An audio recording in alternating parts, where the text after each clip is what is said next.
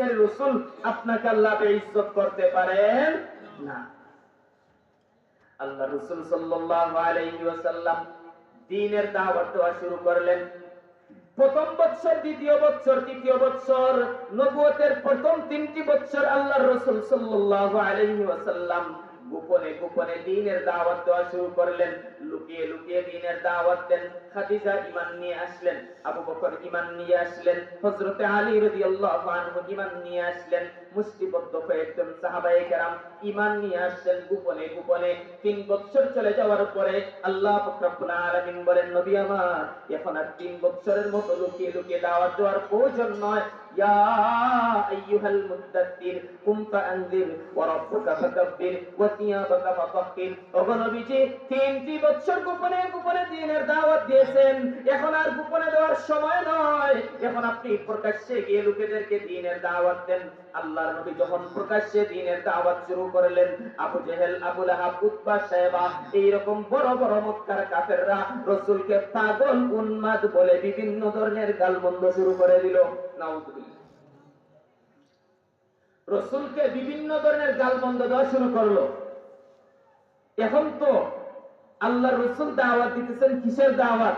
আইয়ুহান নাস কুলু লা ইলাহা ইল্লাল্লাহ তুফলিহুন। হে মানুষেরা, তোমরা বলো এক আল্লাহ, আর দ্বিতীয় কোনো আল্লাহ নাই, তাহলে তোমরা সফল কাম হয়ে যাবে। আল্লাহ কয়জন? একজন। আল্লাহ একজন। এখন মক্কার কাফিররা তাদের মাথার মধ্যে তো এখন তেলে গুগনে চলে উঠছে, আরে আব্দুল্লাহর বেটা মুহাম্মদ বলে কি, আমরা তো 360টা মূর্তির পূজা করি, 33 কোটি দেবতার পূজা করি, আর আব্দুল্লাহর পুত্র মুহাম্মদ বলে একজনই আল্লাহ, তার কথা মানতে পারি না। নাউযুবিল্লাহ। তারা মানে 360 বড় নেতা আর 33 কোটি দেবতা, এখন আল্লাহর রাসূল বলেন কতজন? একজন। তাদের দাবি হলো 33 কোটি আল্লাহ, আর আমাদের মুসলমান নবীর দাবি হলো আল্লাহ কয়জন? একজন। কুল হুয়াল্লাহু আহাদ হে তেরি ওয়াহদত কে লিয়ে, কুল হুয়াল্লাহু আহাদ হে তেরি ওয়াহদত কে লিয়ে, और अल्लाहु समद है तेरी कुदरत के लिए, और अल्लाहु समद है तेरी कुदरत के लिए। আল্লাহ একজন। এখন তারা তো এই কথা মানে না, তারা বলে আব্দুল্লাহর পুত্র মুহাম্মদ আল্লাহ একজন, তুমি কেন একজন বলবা? প্রমাণ দাও। কি দাও? প্রমাণ দাও। আল্লাহর নবীকে বলে, আল্লাহ নবীকে বলে যে প্রমাণ দেওয়ার জন্য, আল্লাহর নবী বলেন কি এর প্রমাণ দিব? আমি তো 40 বছর তোদের কাছে অবস্থান করলাম, 40 বছরের ভিতরে আমি একটা মিথ্যা কথা বলেছি, প্রমাণ আছে?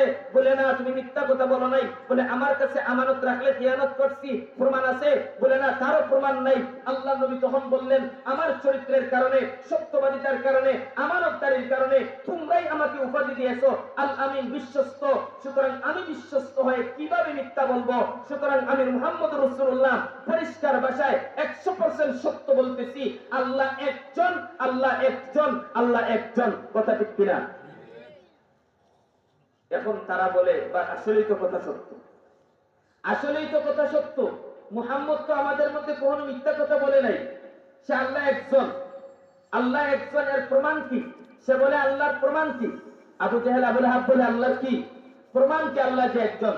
আরে আল্লাহ যে একজন, আমার বডি, আপনার বডি, আমার জীবন, আপনার জীবনের মধ্যে তালাশ করলেই এর ফলাফল, এর জবাব আপনি পেয়ে যাবেন।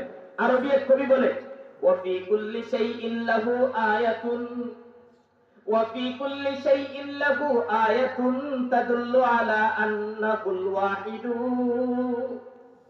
তাদুল্লু আলা আন্নাহুল ওয়াহিদু। বলে নিজের মধ্যে তুমি কল্পনা করো, জবাব পেয়ে যাবে আল্লাহ একজনই। এখন প্রথমত রাসূলকে এই বলে গালমন্দ করলো, মৃত্যু বললো, কিন্তু ঠেকাতে পারে নাই। এখন আসছে রাসূলের সাথে চ্যালেঞ্জ করবে আল্লাহ একজন। কার সাথে চ্যালেঞ্জ করছে? রাসূলের সাথে চ্যালেঞ্জ করছে, আসো বসবো তোমার সাথে, তুমি প্রমাণ করবে আল্লাহ একজন, আমরা প্রমাণ করবো আল্লাহ একজন নয়, 360 কোটি, 333 কোটি দেবতাই সত্য। চ্যালেঞ্জ করছে রাসূলের সাথে। আপনারা বলেন তো, বুঝে থাকলে, সাগর নালের মানুষ আল্লাহ রাসূলের সাথে চ্যালেঞ্জ কইরা পৃথিবীর কারো ক্ষমতা আছে জিতার? কারণ রাসূলের পক্ষে কে আছেন? স্বয়ং আল্লাহ। স্বয়ং কে আছেন? আল্লাহ আছেন। চ্যালেঞ্জ করে পারে নাই। রাসূলের আদর্শ, রাসূলের চরিত্রের উপরে আঘাত করার চেষ্টা করছে। নাউযুবিল্লাহি মিন যালিক। আমার নবীর চরিত্রের উপরে আঘাত করার চেষ্টা করছে, তাও তারা সহ্য করতে পারে নাই। আমার নবীর চরিত্রের সাথে তারা ভর পায় নাই। কেন? কেন ভর পায় নাই? কারণ আমার নবীর চরিত্র কেমন চরিত্র? আমার নবীর চরিত্র সর্বশ্রেষ্ঠ সুমহান চরিত্র, সর্বশ্রেষ্ঠ সুমহান চরিত্র। আম্মা জান আয়েশা রাদিয়াল্লাহু আনহা থেকে বর্ণিত, বুখারী শরীফের মধ্যে হাদিস আছে, একজন সাহাবী একবার আম্মা জান আয়েশার দরবারে আসলেন। আসার পরে বলেন, ওগো আম্মা জান, আমাদের নবী আকায়ে নামদার তাজদারে মদিনা, জিগার গুশায়ে আমেনা, মাহবুবে কিবরিয়া নবী মুহাম্মদুর রাসূলুল্লাহ সাল্লাল্লাহু আলাইহি ওয়াসাল্লামের চরিত্র কেমন? আম্মা জান বলেন, তুমি কি জানো না? আলাম তাকরাইল কুরআন, তুমি কি কোরআন পড়ো নাই? সাহাবী জবাব দেয়, কুনতু বালা ক্বরাতুল কুরআনা, আমি তো কোরআন পড়ছি। আম্মা জান আয়েশা বলেন, কানা খুলুকুহু আল কুরআন, ও সাহাবী তুমি যদি কোরআন পড়ে থাকো তাহলে বুঝা নেও আমার নবী মুহাম্মদের চরিত্র 30 পারা, গোটা 30 পারা কোরআনেই হলো নবী মুহাম্মদের চরিত্র। খালক মে ইনসান তা লেকিন খুলক মে কুরআন তা, খালক মে ইনসান তা লেকিন খুলক মে কুরআন তা, ও কেসরতা পাজমালে সূরা রহমান তা, ও কেসরতা পাজমালে সূরা রহমান তা, चालो तक मोजिस नुमा की आमना की लालो की, हर कदम हर सांस एक मेराज का उन्वान का, हर कदम हर सांस एक मेराज का उन्वान का। আমার নবীর চরিত্র কত সুন্দর চরিত্র, নবী মুহাম্মদুর রাসূলুল্লাহর চরিত্র। আল্লাহু আকবার। একজন বৃদ্ধা মহিলার ঘটনা তো আপনারা সবাই জানেন, নবীকে গালমন্দ করতেছে। আল্লাহর নবী বলেন, মারে তোমার মাথার বোঝাটা আমার মাথার মধ্যে দাও। ওই বৃদ্ধা মহিলা যে বয়সের কারণে বাঁকা হয়ে গেছে, যে সঠিক মতো চলতে পারতেছে না, ওই নারীর মাথার বোঝাটা রাসূল নিজের মাথায় বহন করে আর রাস্তা দিয়ে হাঁটে, আল্লাহর নবীর সামনে দিয়ে হাঁটে আর নবীরই বদনাম করে। আল্লাহর নবী কিছু বলে না, গন্তব্যে যাওয়ার পরে ডাক দিয়া কয়, মারে ওই যে রাস্তাটা তুমি যাকে গালমন্দ করে আসছো, ওই লোকটা কেউ নয়, ওই লোকটাই হলাম আমি, আব্দুল্লাহর পুত্র মুহাম্মদ। আমার নবীর এত সুন্দর চরিত্র, কেবল চরিত্রের দ্বারাও তারা নবীকে গায়েল করতে পারে নাই। দলিল দিচ্ছেন আল্লাহ, যে একজন রাসূল দলিল দিচ্ছেন, তারা দলিল দিতে পারে নাই, তারাও পারে নাই। তারপরে আল্লাহ রাসূল সাল্লাল্লাহু আলাইহি ওয়াসাল্লাম মুজিজা দেখাইলেন, অলৌকিক ঘটনা। মুজিজা অর্থ কি বলেন? অলৌকিক ঘটনা, যা সচরাচর দেখা যায় না, এরকম কিছু অলৌকিক ঘটনা আল্লাহ রাসূল সাল্লাল্লাহু আলাইহি ওয়াসাল্লাম দেখাইলেন। নবী আলাইহিস সালাতু ওয়াস সালাম একবার সবাইকে নিয়ে বসছেন। রাতটি ছিল পূর্ণিমার রাত। তখন কাফেররা বলে, ও আব্দুল্লাহর পুত্র মুহাম্মদ, তুমি যদি সত্যিকারের নবী হয়ে থাকো তাহলে ওই যে চন্দ্র দেখা যায়, ওই চন্দ্রকে তুমি দ্বিখণ্ডিত করে দাও। সুবহানাল্লাহ বলবেন না? চন্দ্রটাকে কয় টুকরা করে দেওয়ার জন্য বললো? 2 টুকরা। আল্লাহর নবী মাথাটা নিচের দিকে দিয়ে দিলেন। গোপনে গোপনে আল্লাহকে ডাকেন, হে আরশের মালিক আল্লাহ, আপনি চাইলে তো সবকিছু করতে পারেন। কাফিররা আমার কাছে আবদার করেছে, যদি আমি চন্দ্রটাকে দ্বিখণ্ডিত করে দিতে পারি তারা ঈমান নিয়ে আসবে। আল্লাহ নবীর ফরিয়াদকে কবুল করে নিলেন। আল্লাহর নবী, আল্লাহ ডাক দিয়া বলেন, নবী আমার, তোমার আসমানে যেতে হবে না, সৌর জগতে যেতে হবে না, চন্দ্র জগতে যেতে হবে না, তুমি এখানে বসে আঙ্গুল দ্বারা শুধু ইশারা করো। আল্লাহর নবী আঙ্গুল দ্বারা ইশারা করতে দেরি হয়েছে, ওই চন্দ্র 2 টুকরা হতে দেরি হয় নাই। जब पाया इशारा अंगुली का, जब पाया इशारा अंगुली का, 2 टुकड़े पलक पर चांद हुआ, गुबाब मिला भी सूरज भी पलटा, सुबहानल्लाह সুবহানাল্লাহ। এখন কোনো কিছুতেই পারে নাই। আল্লাহ বলতে, আল্লাহর নবী বলেন আল্লাহ একজন, কাফিররা মানতেই রাজি না। অনেক চেষ্টা করলো, কোনোভাবেই পারে নাই। এখন সর্বশেষ দেখবেন যে কোনোভাবেই পারে না কারোর সাথে, একটা জিনিস সবাই পারে, সেটা হলো সে তার অবস্থান থেকে তাকে গালি দেয়। বাস্তব না? দুইজনে ঝগড়া লাগলো গ্রাম্য আদালতে, রায় পায় নাই। গেল সে উচ্চ আদালতে, সেখানেও রায় পায় নাই। সর্বশেষ এখন কি করবে? এখন সে নিজের জায়গা থেকে তাকে গালিগালাজ করে, ঠিক না? এখন রসুলকে প্রথমে তারা বিভিন্ন ধরনের বিভিন্ন কথাবার্তা বললো, কিছুই পারে নাই। এখন আস ইবনে ওয়াইল লানাতুল্লাহি আলাইহি, জগৎ বিখ্যাত সর্বশ্রেষ্ঠ কাফির এই আস ইবনে ওয়াইল, এই আস ইবনে ওয়াইল কি করছে? এখন কয় আব্দুল্লাহর পুত্র মুহাম্মদ রে তো টেকাইতে পারলাম না, এখন গালিগালাজ শুরু করো। এই আস ইবনে ওয়াইল মক্কার বড় বড় কাফেরদেরকে নিয়ে আমার নবীকে আতখুরা নির্বংশ বলে গালি দেওয়া শুরু করে দিল। নাউযুবিল্লাহ মিন যালিক। এই গালির জবাব দিয়ে আল্লাহ সূরাতুল কাউসারটা নাযিল করলেন। নবীকে গালি দিছে, নবী নির্বংশ। নির্বংশ বুঝেন আপনারা? আঞ্চলিক ভাষায় আমাদের সুনামগঞ্জে আতখুরা বলে, যার সন্তানাদি হয় নাই। আচ্ছা, জানা থাকলে বলেন তো, আল্লাহ রাসূলের সন্তানাদি ছিলেন না ছিলেন না? ছিলেন না ছিলেন না? আপনারাই বলেন, যার সন্তান ছিলেন ওই লোকটা আবার আতখুরা হয় কিভাবে? বুঝেন নাই? তখন তারা বলল, মক্কার কাফিররা বলে, আব্দুল্লাহর পুত্র মুহাম্মদ সে তো আতখুরা নির্বংশ। সাহাবায়ে কেরাম রাস্তার মধ্যে ধরলেন, এই পাগলের দল, তোরা আতখুরা বলেছ কেন? নবী তো সন্তানাদি আছে, হযরত ফাতেমা রাদিয়াল্লাহু আনহা আছেন, যায়েনব রাদিয়াল্লাহু আনহা আছেন, আছেন না নাই? তাহলে রাসূলের সন্তানাদি আছেন, তাহলে রাসূলকে আতখুরা বলে তোরা সম্বোধন করে কেন? তখন মক্কার কাফিররা বলে যে তোমাদের সেক্টর থেকে রাসূল আতখুরা, আমরা সেটা বলি না, বরং আমাদের যুক্তিতে ধরেছে রাসূল আতখুরা, এজন্য রাসূলকে আতখুরা বলি। নাউযুবিল্লাহি মিন যালিক। বলে কেন আতখুরা বলো? বলে আতখুরা বলে এই কারণে আব্দুল্লাহর পুত্র মুহাম্মদের ছেলে সন্তান নাই, এই জন্য নয়। বলে তাহলে কেন আতখুরা বলো? বলে আব্দুল্লাহর পুত্র মুহাম্মদকে আতখুরা বলার পিছনে কারণ হলো আব্দুল্লাহর পুত্র মুহাম্মদের ছেলে যারা দুনিয়াতে আসে, দুনিয়াতে আসার পরেই মারা যায়, আর মেয়েরা জীবিত থাকে, ওই দৃষ্টিকোণ থেকে আমরা আতখুরা বলি। নাউযুবিল্লাহ। পাগল দেখছেন কত বড়! ছেলেরা ছোটবেলায় মারা যায়, মেয়েরা জীবিত থাকে, এমন লোককে কি আপনারা আতখুরা বলবেন? কিন্তু রাসূলকে বলে আতখুরা। আল্লাহ ওই তাদের জবাব দিয়ে বলেন, নবী আমার, তারা আতখুরা বলে আপনাকে নির্বংশ বলে আপনার সম্মানকে কমাতে চেয়েছে, আর আমি আল্লাহ আপনাকে সূরা কাউসার নাযিল করে এমন সম্মান দিলাম, আমার পরে সমস্ত নবীদের উপরে, সমস্ত কুল কায়নাতের উপরে নবী তোমার মর্যাদা। এখন আপনাদের একটি প্রশ্ন, রাসূলের ছেলেরা ছোটবেলায় মারা যাইব কেন? আল্লাহ মারলেন কেন? বুঝেন নাই? বুঝেন? রাসূলের 4 জন ছেলে ছিলেন। কতজন? 4 জন। ইব্রাহিম, কাসিম, তাহির, তাইয়্যিব, এই 4 জন রাসূলের ছেলে ছিলেন। এই 4 জন ছেলে ছোটবেলায় মারা গেছে, একদম ছোট ছোট অবস্থায় মারা গেছে। শুধুমাত্র হযরত ইব্রাহিম রাদিয়াল্লাহু আনহু আল্লাহর নবীর ছেলে, উনি কিছুটা উপযুক্ত, কিছুটা বড় হয়েছেন। এই এতটুকু বড় যখন ওই যে আব্বা আম্মা ছোট বাচ্চারা রাখে, এতটুকু বড় হয়েছেন, তারপরে মারা গেছেন। এখন আল্লাহ নবীর ছেলেদেরকে কেন ছোটবেলায় মৃত্যুবরণ দিয়ে দিলেন? কেন মৃত্যু দিয়ে দিলেন? এর কারণ আছে। এর কারণ হলো আল্লাহ পাক রব্বুল আলামিন নবীর ছেলেদেরকে ছোটবেলায় মৃত্যু দিয়ে নবীর শান, নবীর মান, নবীর ইজ্জত, নবীর মর্যাদাকে সর্বশ্রেষ্ঠ বানাইছেন, সর্বশ্রেষ্ঠ বানাইছেন।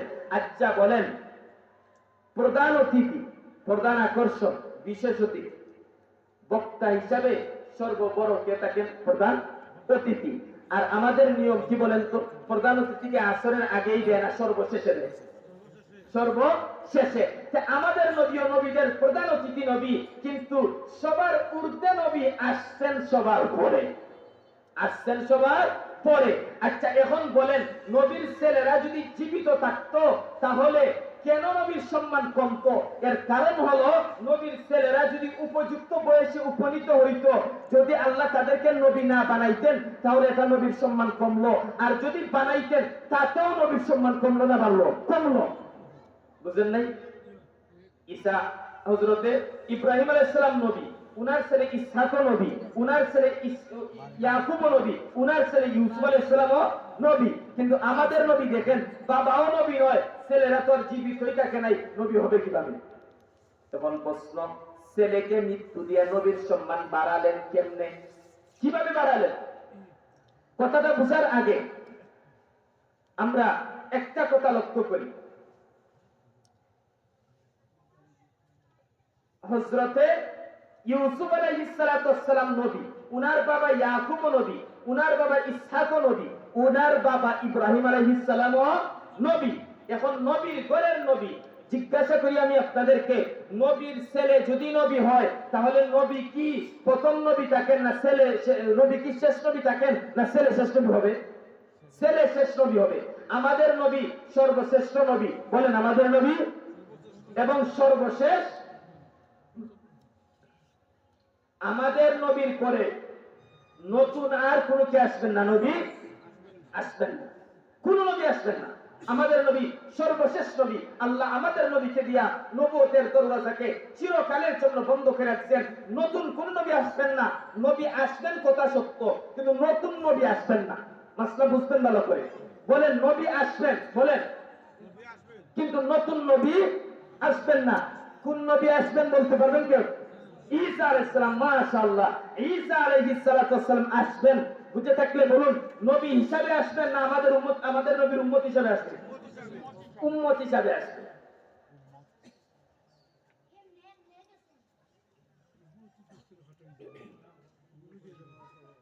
এখন আমাদের নবী সর্বশেষ নবী, খাতামুন নবিয়্যিন, আমাদের নবীর পরে কোন নবী নাই। এখন প্রশ্ন, আল্লাহ কেন নবীর ছেলেদেরকে ছোট্টবেলায় ইন্তেকাল, মৃত্যু দিয়ে দিলেন? এর কারণ হলো আমাদের নবীর ছেলেরা যদি জীবিত থাকতো তাহলে আল্লাহ যদি তাদেরকে নবী বানাইতেন না, লোকেরা বলতো দেখছস আব্দুল্লাহর পুত্র মুহাম্মদ সে নবী, কিন্তু আল্লাহ তার ছেলেকে নবী বানায় নাই, এই বলে নবীর সম্মানকে ক্ষুণ্ণ করতো, ঠিক কিনা? কিন্তু যদি সম্মান দিতেন, যদি সন্তানকে নবী বানাইতেন, তবুও তারা গালমন্দ করতো। কিভাবে? বলে তখন তো আর আমাদের নবী সর্বশেষ নবী থাকবেন না, কারণ উনার ছেলে হয়ে যাবে সর্বশেষ। এই কারণে আল্লাহ পাক রব্বুল আলামিন আমাদের নবীর ছেলেদেরকে ছোট্টবেলায় ইন্তেকাল দিয়া, বুঝে থাকলে বলুন, আমাদের নবীর সম্মান কমাইছেন না বাড়াইছেন? আমাদের নবীর সম্মানকে বাড়িয়েছেন।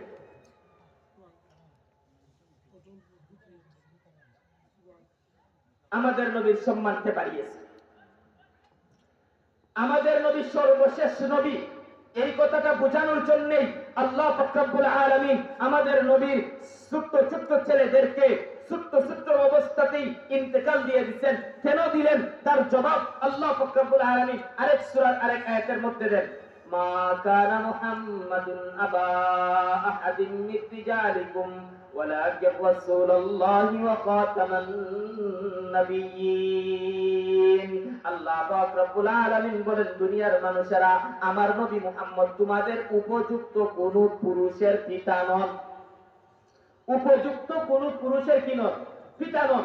অর্থাৎ নবীর ছেলেরা উপযুক্ত বয়সে আসছেন না ছোটবেলায় মারা গেছেন? সুতরাং রাসূলের এই ছেলেরা বড়ই হয় নাই, এরা পুরুষ হবে কিভাবে? মানুষের স্তর আছে, ছোট্টবেলায় ছোট শিশু, তারপরে বলে আপনার কিশোর, শৈশব, যৌবন, বৃদ্ধ, ওই তাদেরকে বলে আপনার পুরুষ। কিন্তু যারা ছোট্ট বাচ্চা তাদেরকে পুরুষ বলে না। এই কারণে আল্লাহ বলেন, মুহাম্মদ তোমাদের কোন পুরুষের পিতা নন। অর্থাৎ তোমাদের মুহাম্মদের কোন সন্তান জীবদ্দশায় এতটুকু লম্বা হায়াত পায় নাই যতটুকুন হায়াতের দ্বারা একজনকে পুরুষ বলা যায়। অর্থাৎ আমি আল্লাহ তাদেরকে ছোট্টবেলায় ইন্তেকাল দিয়ে দিচ্ছি। কেন দিয়ে দিচ্ছি জানো?